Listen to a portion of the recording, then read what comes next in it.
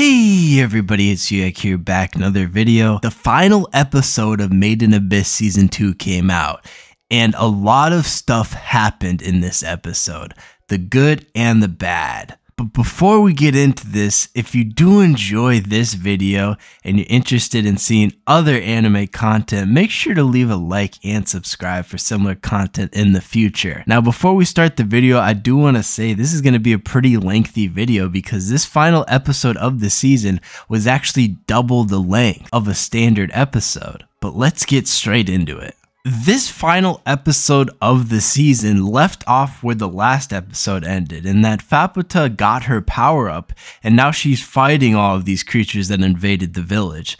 But this time when she's fighting the creatures, it's more like she's hunting them than they are hunting her. I mean, she is commanding Jeromo to fight with her, and they're essentially wiping out these smaller creatures. And we even see Faputa about to clash with one of these Terminid dragons at the end of this scene. But we then transition into a flashback, actually, of while she is fighting, Faputa remembers Gabiru. I mean, we see the origin story of how her and Gabiru actually met. I mean, he was essentially buried in the ground, helpless, and she took a liking to him, marking him with her scent. Yes, with her scent. And she helped Gabiru rebuild himself. And they developed this relationship to where Gabiru teaches her the language of the Hollow Village, as well as giving her a name in Faputa. We then are shown another flashback of when Faputa actually visited Riko, Reg, and Nanachi while they were sleeping, and the thoughts that she was having while she visited them. One of the things Faputa says while inspecting Riko is that she doesn't know where her soul came from. There's a lot of subliminal messages in this last episode that may hint to the overarching truth of the abyss. For instance, where did Riko's soul come from? We know she was born in the abyss, but it seems as if her fate is to be the first, if not one of the people to reach the bottom of the abyss. Faputa also inspects Reg and questions why he didn't visit her and if that is even Reg. We then see her smell Nanachi and she gets jealous because Nanachi smells like her, and she's wondering if Reg has found another Faputa in Nanachi. And finally, we see her actually take this white whistle, Prushka, and it seems like there's a lot of people in this season who can hear Prushka's voice, and Riko is not one of them, which is kind of weird considering she is the owner of the white whistle Prushka and they have a deep connection. But Faputa takes this white whistle and brings it to Gabiru and is essentially asking how to refine it. And she tells him that he can take it to the village to be refined. Obviously, she's not going to go there herself because she hates everyone there and she's probably going to end up killing them if any of them comes out. But we find out the origin of how the white whistle got into the village. And we find it was all in good intent. I mean, nothing Faputa was doing was to be evil or malicious. She even went out of her way to protect Riko and Nanachi by stuffing the small creatures with Riko and Nanachi's hair to ward them off. We then jump back to the fighting scenes and we see Faputa actually throwing hands with some of the dragons. And I mean, these dragons are tough. Like, it was no lie saying that one of these dragons are as dangerous as a whole nest of those insects that are so good at disguising themselves. Because these dragons are essentially weapons of war. Everything about them is just made to kill. Like, even their blood, when you hurt them, is toxic. I mean, everything on them is made to destroy. These things are truly a threat. And after that, we're shown Riko again, and Riko is waking up. And we're shown that Riko, Reg, and Nanachi are all together and they are riding on Kaja. And eventually they arrive at Wazukan.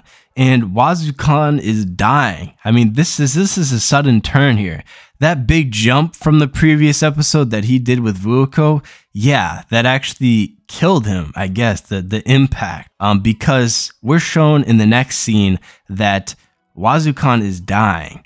I mean, he's deteriorating, and this is where we see a lot of things, his true intentions are revealed. He asked Riko if she's glad that she came to this village, and unsuspectingly, Riko is enthusiastic. She said she's glad she came to this village, even with all the bad things happening. I mean, Riko is somebody who just enjoys experiences, whether they're bad or good, because they're a part of the adventure. She is truly an adventurer. And after Wazukan explains what his crew is essentially feeling and why they went on an adventure and how they gave up their humanity, he starts deteriorating and finally laying to rest. He tells them to take care of Faputa. And after Wazukan dies, we hear a scream from Faputa. And this is interesting because Faputa was so set on killing all of the villagers, and now the scream told by Mugi is that this scream is essentially summoning them. I mean, Faputa is asking them for help. And I still find it weird how these villagers are so willing, for instance, to adhere to Faputa's every command when it was clear from the start that she only has one desire, and it's to eliminate everyone in this village. And it's to be pointed out too that not everybody in the village had something to do with the origin of the village. So it doesn't make a whole lot of sense why everybody is just so okay with the fact that Faputa will kill them. But then again, Faputa is the epitome of value, so maybe that is what they're seeking. We then find out that Mugi actually managed to secure Riko's mother's envelope from the villager by offering the villager a part of Faputa, the epitome of value. They all then ride triumphantly to Faputa while looking for Vueko at the same time because she is seemingly missing. We are then shown Vueko, and Vueko is reminiscing about things.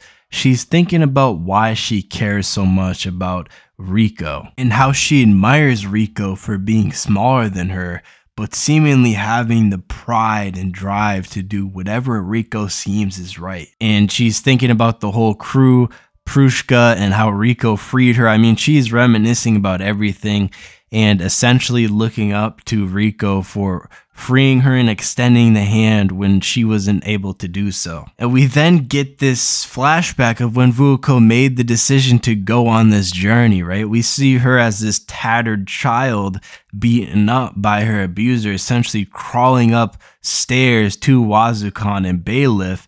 And she says that is the one decision she made that she resolved herself to make, was to go on the journey with this crew. And as she's reminiscing in true Maiden Abyss-like fashion, I mean, we can't have a moment where we're feeling happiness for a character. We can't have a moment where we're caring for a character or empathizing with their backstory. No, because what happens to Vueko is there was a hole in the wall as she's traversing up the stairs to get wherever she was going to go. I'm assuming to Riko and the crew. And what happens actually is that the force field of the Abyss got in, right? And this is so unfortunate, because you would never expect this. I mean, this is a huge shock because this curse affects Vueko and essentially takes her humanity, right? Her eye pops out of her skull, her face deforms. I mean, she's essentially turning into a hollow. She's dying. She looks down and her foot turned into mush without her even realizing. Fortunately for Vueko, Pakuyun actually comes out of nowhere and saves Vueko at the cost of her own life, which, to be honest, I didn't really understand, because the way I thought it worked in the Abyss was that if you go up, if you ascend, you are going to be affected by this curse. But as far as I know, once you've ascended, all of the effects hit you at once. So if you stop ascending at that point, it stops affecting you. But this doesn't seem to be the case, because once again, Vueko, as they portrayed it here, was saved by being thrown down the stairs and away from the curse of the Abyss. We then see Nanachi discover Vueko and actually take care of her, and she brings Vueko back to the group of Riko and the rest of the Hollows in order to at least prolong her life. And then we go back to Faputa battling with the dragons.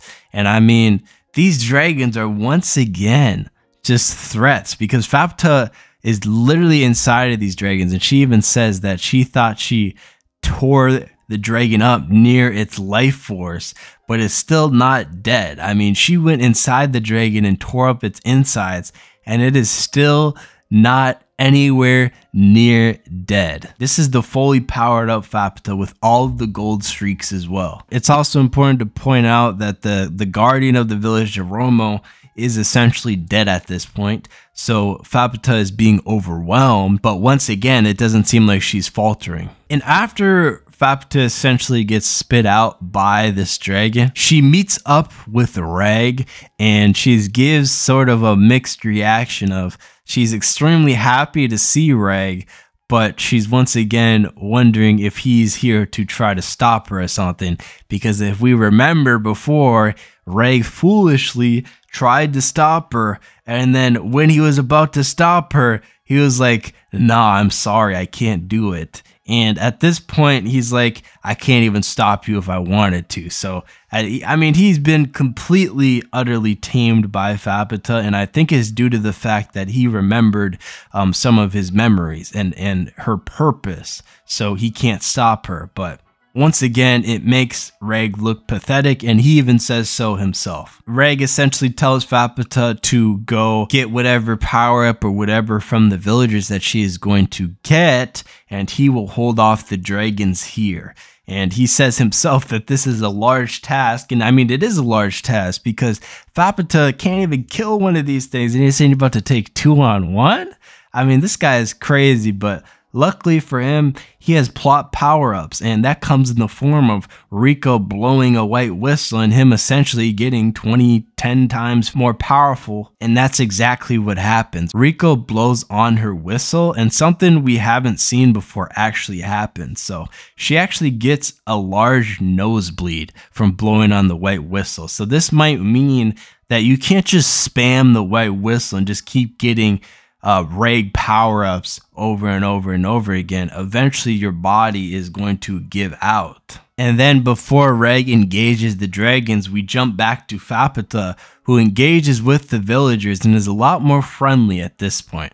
She says that she'll need to devour the villagers in order to be able to gain enough power to destroy the village. And all of the villagers are content with this because, once again, as I previously said, they have some sort of asphyxiation to dying as long as they're able to die by Fapata. And it's important to note that she sees Vuako and she doesn't even know Vuako. I mean, she knows all these other people about what they did, etc. But Vuako is like the only individual that she does not know. She's an anomaly to Fapata, and she says that Fapata will deal with Vuako after all is said and done. And then we're shown broken Reg tussling with these dragons. I mean, he is bodying them. I mean, it's absolutely insane. I don't know how strong this form is, but it's strong enough to essentially eclipse these dragons without them even hitting Reg. And he knocks them out of the village, and we see that there's this connection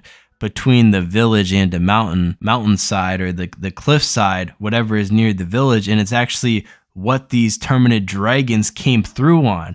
And Reg actually notes that this was made by Wazukan. So once again, this is the prophet at work here, okay? This guy does everything he wants according to his plan, okay? For all the people I see who said that Wazukan is some kind of hero, look at this right here. He made a bridge so these dragons and all of these creatures would be able to come into the village and slaughter everybody. Imagine how many lives, imagine how differently the story would be if this bridge was never created. I mean, these dragons are a colossal threat by themselves, but two of them is just insane. And this could have been very well what killed Wazukan, is the amount of energy needed to actually create this bridge. And I don't understand the full meaning behind him creating this bridge.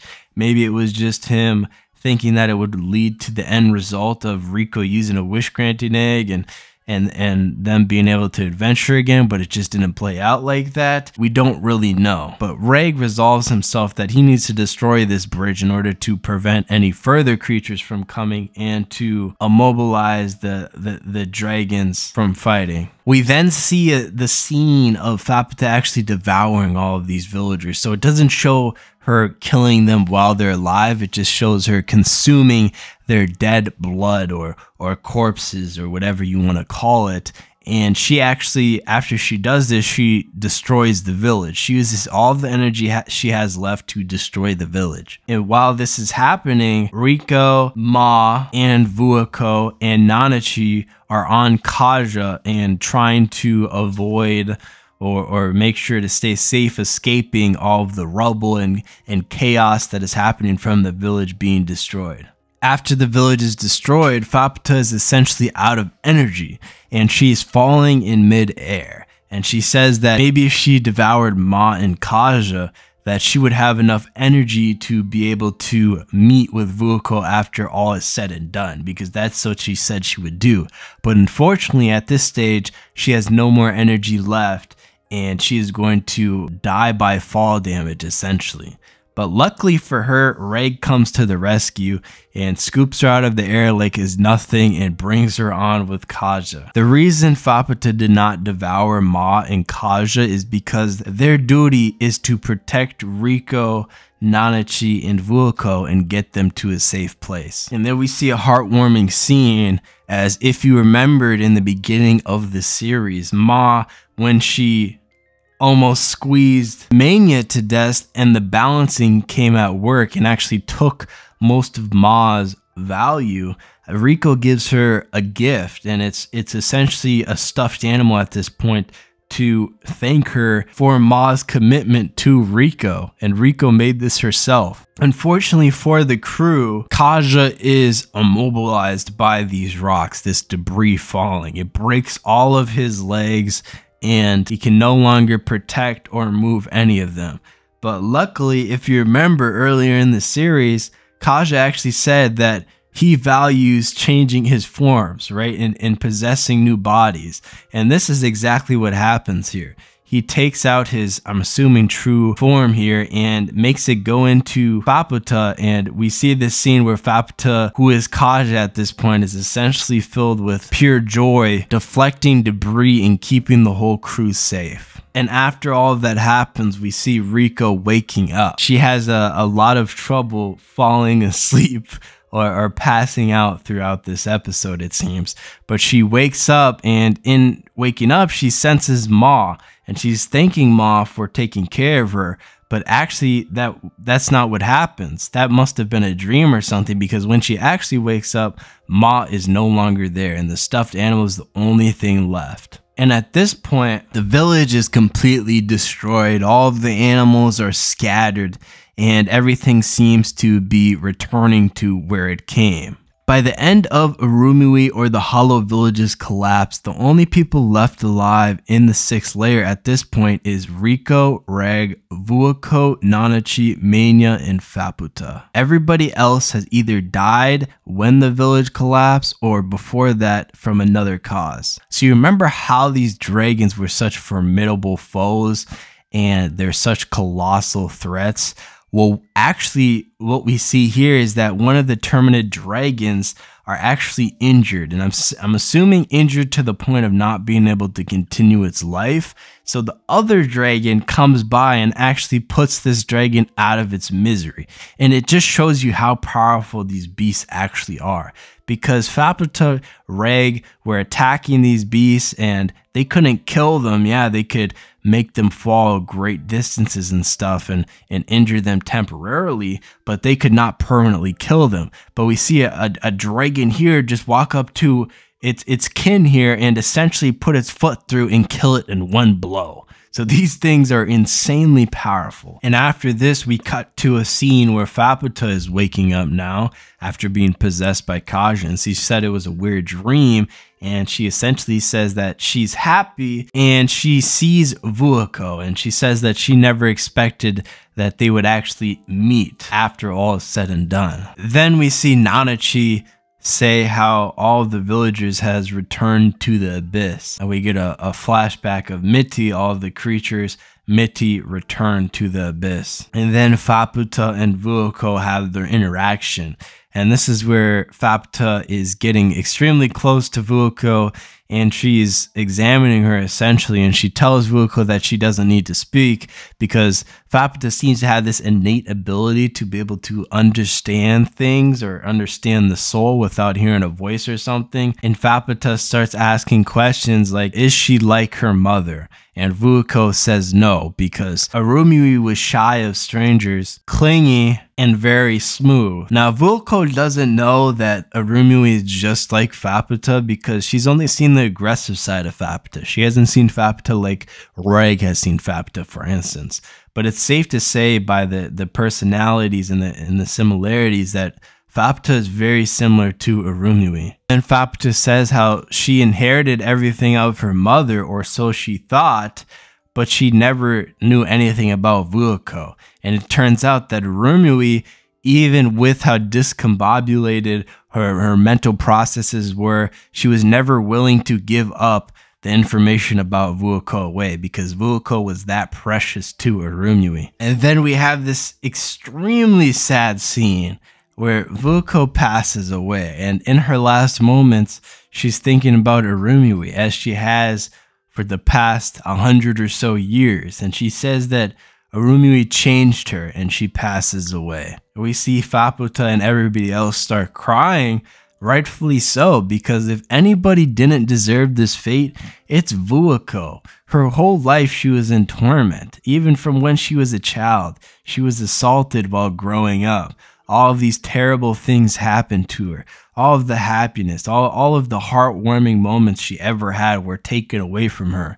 She thought she would go on a great adventure with her crew, and the crew turned out to have this unfortunate fate in the 6th layer, and she met this child named Arumui, and she had a great connection with her, but it turned out that she had to start eating the children of Arumui, and this drove her to the point of wanting to end her life, and she couldn't even do that because Wazukan saved her. I mean, Vuko truly had a tragic life, and honestly, I'm kind of disappointed in the fact that she passed by not knowing that the curse of the abyss was there. Unlike all of the other villagers and people who came from the villages or feasted on Arumui, Fapta has a lot of sympathy for Vuko, because Vuko was the closest person to Arumui and who Arumui valued. Once again, she didn't want to share with Fapta essentially the accumulation of all of her hatred for what happened to her. She never wanted to share